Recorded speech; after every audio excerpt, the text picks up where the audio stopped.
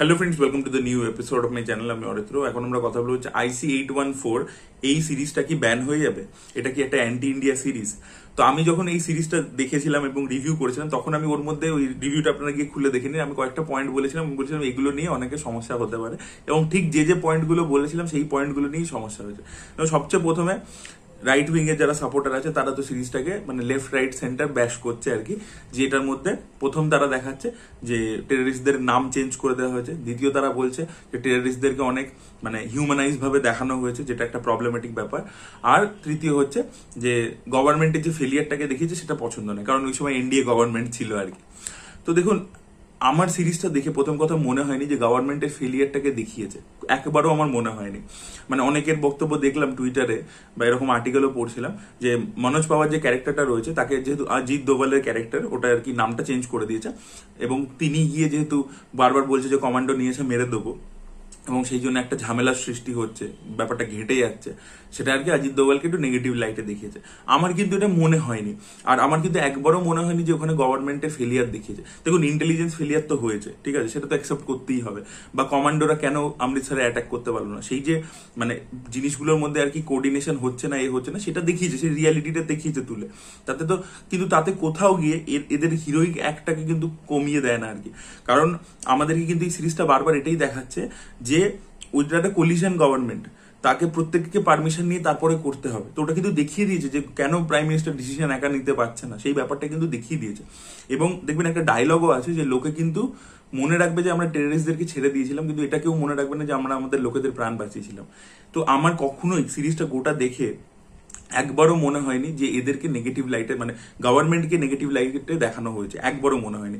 Even এই ক্যারেক্টারসগুলোকে যথেষ্ট heroic ভাবে প্রেজেন্ট করা হয়েছে, এবং মনোজ পাওয়ার ক্যারেক্টারটাকে তো অ্যাকচুয়ালি ফোর ফ্রন্টে রাখা হয়েছে শেষের দিকে। মানে একেবারেও তাকে মানে মনে হয়নি আমার, মানে সেই যেভাবে নেগোসিয়েশন করছিল ঠাকুরের ক্যারেক্টারটার সাথে, সেটা যথেষ্ট মানে তাকে ফোর ফ্রন্টে রেখে অনেকটা হিরোইক ভাবেই প্রেজেন্ট করা হয়েছে। তো আমার একবারও মনে হয়নি এটা যে গভর্নমেন্টকে নেগেটিভ লাইটে দেখানো হয়েছে। যে ফেলিয়ারগুলো বা মিসহ্যাপগুলো হয়েছে সেটা তো হয়েছে, সেটাকে তো দেখাতেই হবে এইভাবে, কারণ এটা তো অনেকটা বেশি রিয়েল ঘটনাটা ডকুমেন্টেশন আর কি। তো এটা তো প্রোপাগান্ডা কি করে হচ্ছে আর কি। তো এই যে ফেলিয়ার্স গুলো হয়েছিল, যে IBR র এর মধ্যে ইনকোঅর্ডিনেশন, সেই ব্যাপারগুলো তো আমরা দেখতে পাচ্ছি, সেটা তো অ্যাকচুয়ালি তো হয়েছিল। এবার হচ্ছে যে ব্যাপারটা যে এখানে টেররিস্টদের নাম চেঞ্জ করে দেওয়া হয়েছে, যে টেররিস্টদেরকে দেখানো হচ্ছে, তাদের নাম দেখানো হয়েছে চিফ, বার্গার, ডক্টর, ভোলা শঙ্কর। এবং বলা হচ্ছে এই ভোলা শঙ্কর নামটা কেন বলা হলো, টেররিস্টদেরকে হিন্দু দেখানো হয়েছে, এরকম একটা ব্যাশিং চলছে হচ্ছে টুইটারে। এবার কথা হচ্ছে এগুলো তাদের কোড নেম ছিল, এগুলো ফেক নেম ছিল। যে চিফের নাম, আসল নামটা একবার দেখবেন বলে মনোজ পাওয়ার ক্যারেক্টারটা যে চিফ জি, তারপরে ওর ভালো নামটা বলে আপকে বারে মে ভি হামকো সব পাতা হ্যায়। তো অ্যাকচুয়ালি ওগুলো ওদের কোড নেম, ওরা ফেক নেম ইউজ করছিল যাতে ওদের ব্যাপারে কেউ জানতে না পারে। ওরা ওই প্লেনের ভিতরের লোকেদের সাথে এবং কোঅর্ডিনেশন মানে যখন করছিল আর কি, নেগোসিয়েশন করছিল, সেখানে ওরা ফেক নাম ব্যবহার করছিল। তো সেটা তো কমন সেন্স। এবং দেখবেন আকাশ ব্যানার্জি অলরেডি একটা ভিডিও বানিয়েছে। আকাশ ব্যানার্জি তো অনেক রিসার্চ বেসড ভিডিও বানায়, এবং সেখানে সে আর্টিকেল ইত্যাদি দিয়ে সবকিছু করে। সেই গভর্নমেন্টের একটা রিপোর্ট সামনে রেখেছে, সেখানে সে লিখে দিয়েছে এই 5টা নাম ব্যবহার হয়েছিল কোড নেম হিসাবে, এবং তাদের আসল নাম কি, এবং আসল নামগুলো দেখবেন দেখতে মানে সিরিজে বলে কিন্তু বিভিন্ন জায়গাতে। বাকি সময় ওদের কোড নেম গুলোকে দেখানো হয়েছে। আর প্রথম কথা হচ্ছে এই জিনিসটা বেসড হচ্ছে একটা বইয়ের ওপর। এই সিরিজটা যে মানে পাইলট ছিলেন, যিনি চালিয়েছিলেন, যে ক্যারেক্টারটা বিজয় বর্মা প্লে করছে, সেই পাইলট নিজে লিখেছিলেন বইটা। তো সেই বইটার থেকে ইন্সপিরেশন নিয়ে কিন্তু এটা করা হয়েছে, মানে সেটার উপরই বেসড এই সিরিজটা। তো তিনি নিজে যা যা এক্সপিরিয়েন্স শেয়ার করেছেন সেগুলোই রয়েছে। তো বইয়ের মধ্যে ওটা ক্লিয়ারলি মেনশন আছে যে একটা, যেহেতু এটা 7 দিন ধরে চলেছিল, দেখবেন আমি রিভিউর মধ্যেও বলেছিলাম, সেখানে কিন্তু একটা টাইমের পর আমরা দেখতে পাচ্ছি যে আন্তাক্ষরী খেলছে, কারণ ওদেরকে তো ওই এতগুলো প্যাসেঞ্জার, 200+ প্যাসেঞ্জার আছে, তাদেরকে যখন ভয় দেখানোর আছে, একজনকে মেরে হচ্ছে সেটাও দেখিয়েছে।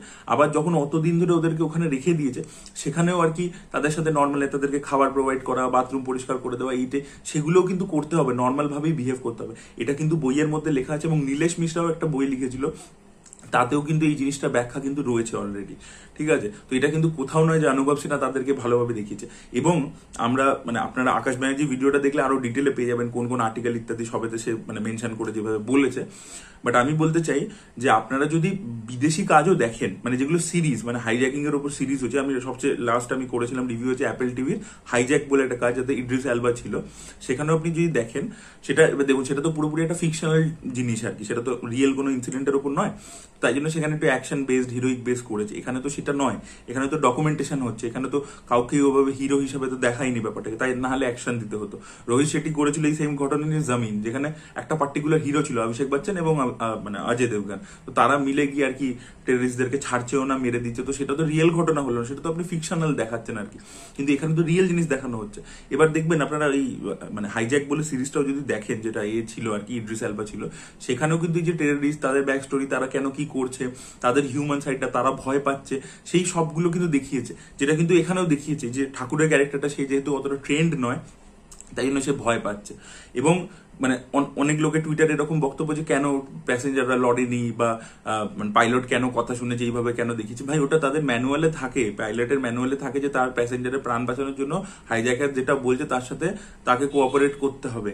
ওরকম হিরোইক ভাবে সিনেমার মতো মারামারি, আমি ওটা দেখবেন, ওটাও রিভিউ সময় বলেছিলাম, যেহেতু সিনেম্যাটিক ভাবে দেখায়নি, যেহেতু জিনিসটাকে নর্মালি দেখিয়েছে, তাই জন্য কি হচ্ছে যে লোকের এই প্রশ্নগুলো থাকবে যে কেন টেররিস্টদেরকে এরকম ভাবে দেখানো হলো, কেন মারামারি করলো না, কেন ওরকম হারিয়ে দিল না। আরে ওরকম হয় না ভাই, লোক, ওদের হাতে বন্দুক আছে, প্লেনের মধ্যে বোম রয়েছে, এত কিছু আছে, তো সেরকম সিচুয়েশনে তারা কি করে ওরকম লড়াই করবে? এটা সিনেমা নয়, ঠিক আছে, ওটা সিনেমা নয় কিন্তু, তো সেটাই রিয়েল পোর্ট্রেলটা করেছে। তো আমি কোনো লজিক খুঁজে পাই না যে যে জিনিস, যে পয়েন্টগুলো নিয়ে কন্ট্রোভার্সি হচ্ছে সেগুলো কি লজিক আর কি।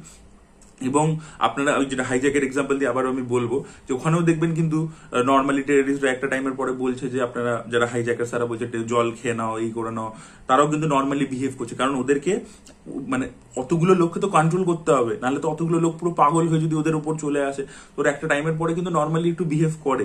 এটা কিন্তু আপনারা যত হাইজ্যাক নিয়ে যত ডকুমেন্টারিজ ইত্যাদি রয়েছে দেখবেন, সেখানেও কিন্তু এই জিনিসটাই পাবেন আপনারা। তো এটা কোনোভাবেই টেররিস্টদেরকে হিউম্যানাইজ করে দেখানো নয়, মানে ইট অ্যাকচুয়ালি হ্যাপেন্স, যেটা ঘটনা হয়েছে সেটাই দেখিয়েছে। অলরেডি নেটফ্লিক্সের কিন্তু এরকম অনেক সিনেমা সিরিজ ইত্যাদি হয়েছে, দিবাকর ব্যানার্জির কাজ, সেগুলো বন্ধ হয়ে গেছে, সেগুলো শেলফ হয়ে গেছে, নেটফ্লিক্স নিয়ে আসেনি। আগে আমরা দেখেছি প্রাইম ভিডিওর সাথে ঝামেলা হতে, সাইফ আলী খানের একটা সিরিজ ছিল আলী আব্বাস জাফর যেটা করেছিল, সেটা নিয়ে বিশাল ঝামেলা হতে। তারপর তো এরকম নানান রকমের প্রবলেম হয়েছে, তাই জন্য কিন্তু প্রচুর শোজ অলরেডি শেলফ হয়ে গেছে। এটার জন্য অলরেডি যে মিনিস্ট্রি আছে তারা আমাদের এইকে ডেকেছে আর কি, মানে নেটফ্লিক্সের যে কন্টেন্ট হেড, সেই মহিলাকে, ভদ্র মহিলাকে সামান করেছে, তাকে ডাকা হয়েছে, তার সাথে কথাবার্তা হবে, তাকে জিজ্ঞেস করবে তাদের কিছু প্রবলেম আছে। তাদের বক্তব্য হচ্ছে যে এটা ইন্ডিয়াকে নেগেটিভ লাইটে দেখাচ্ছে, টেররিজমকে মানে ভালোভাবে দেখাচ্ছে, তো এই জিনিসপত্রগুলোকে মানে গুড লাইটে দেখাচ্ছে, তো এইগুলো আর কি প্রবলেম রয়েছে। তো আমার বক্তব্য হচ্ছে এগুলো মানে কি বোকা বোকা জিনিস হচ্ছে আমাদের দেশে। আমাদের দেশে হাজারটা রিয়েল প্রবলেম রয়েছে, সেই প্রবলেমগুলো নিয়ে কোনো রকমের ডিসকাশন গভর্নমেন্টেরও নেই, কোনো রকম সেদিকে চেষ্টাও নেই সেগুলোকে সলভ করবার, সেটা সেন্ট্রাল হোক, সেটা আমাদের স্টেটে তো দেখতেই পাচ্ছেন কি হচ্ছে। গভর্নমেন্ট আসল যে মানুষের সমস্যা সেগুলো নিয়ে তাদের কোনো কথা বলার সময় নেই, কোনো কাজ করার সময় নেই, খালি জুমলা চলছে, মানে আশ্বাসনের ওপর জিনিসটা চলছে।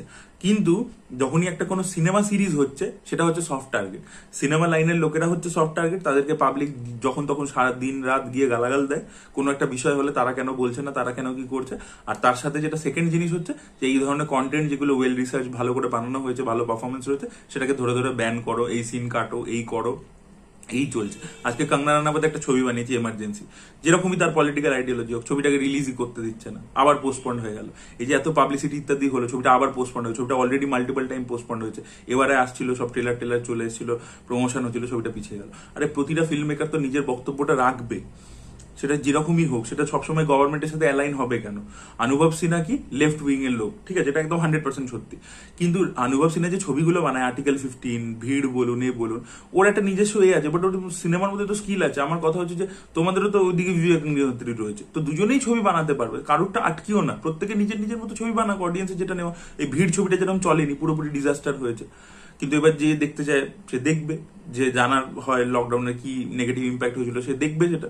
IC814 কিন্তু ওয়েল রিসার্চ এবং ওয়েল মেড আর কি একটা সিরিজ, সেখানে কেন প্রবলেম হবে আর কি? এবং এটা তো রিয়েল ফ্যাক্টস এর উপর বেস করে করা হয়েছে, প্রুফস আছে, এভিডেন্স আছে, এবং বারবার অলরেডি মুকেশ ছাবড়া ইত্যাদি তারা টুইটারে লিখে লিখে বলছে, সবাই বলছে, তাও এর মানে একটা ইয়ে চলছে। তবে একটা জিনিস ভালো হয়েছে, এই ধরনের বয়কট ইত্যাদি যখনই ব্যানিং চলে, তখনই দেখবেন সেই সিরিজটা, মানে সিরিজ বা সিনেমা, পাঠানের ক্ষেত্রে যেটা হয়েছিল, ছবি বিশাল একটা হিউজ বিজনেস করে নিয়েছিল বয়কট বলাতে। অন্যদিকে এই সিরিজটার ক্ষেত্রেও এটা তো অতটা প্রমোশন ওরা করেনি, কিন্তু যখন রিলিজ করেছে এইসব বয়কট ইত্যাদির জন্য, সিরিজটা এখন প্রচুর লোকে ফাটিয়ে দেখছে এবং মারাত্মক পাবলিসিটি হয়ে গেছে, নেগেটিভ পাবলিসিটি। তো দেখা যাক কি হয় আলটিমেটলি, এটাকে বন্ধ করতে বলে, সিন কাটতে বলে, কিছু করতে বলে, নাম চেঞ্জ করতে বলে, কি হয়। তাহলে পুরো সিরিজের এসেন্সটা ঘেটে যাবে আর কি। তো সেটা আর কি করবে, তো দেখা যাক সেটা কি হয়। আপনাদের কি বক্তব্য এই ওভারঅল পুরো বিষয়টাকে নিয়ে অবশ্যই কমেন্ট সেকশনে জানাবেন। এই ভিডিওটা ভালো লেগে থাকলে লাইক করুন, শেয়ার করুন, চ্যানেলটি সাবস্ক্রাইব করতে ভুলবেন না। Bye bye.